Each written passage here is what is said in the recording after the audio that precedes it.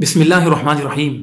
ایک شخص بازار جاتا ہے اور بڑے شوق سے وہ قربانی کا جانور خرید کر گھر لے آتا ہے، لیکن افسوس کہ اس کا وہ جانور جو قربانی کی نیت سے گھر لایا جاتا ہے، اچانک وہ جانور بیمار پڑ جاتا ہے اور وہ مر جاتا ہے۔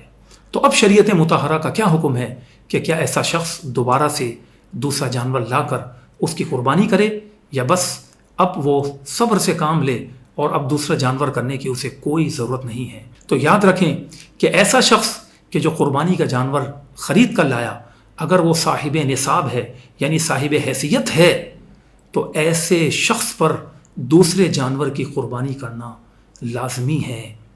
اور اگر وہ غریب آدمی ہے تو پھر اگر وہ دوسرے جانور کی قربانی نہ بھی کرے تو کوئی مسئلہ نہیں۔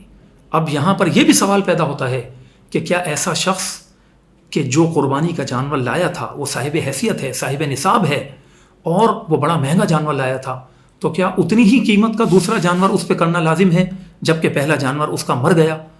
تو ایسا ضروری نہیں ہے، بلکہ وہ شخص چاہے تو ویسا ہی جانور لے آئے یا اس سے کم قیمت کا بھی لے آئے۔ بہرحال اس شخص پر یہ لازم ہے کہ وہ قربانی میں حصہ ضرور ڈالے۔ اگر وہ پہلے بڑا مہنگا بکرا لایا تھا اور اب اس کا وہ جانور جب مر گیا تو وہ یہ چاہتا ہے کہ اب میں گائے میں حصہ ڈال دوں، تو ایسے بھی کر سکتا ہے۔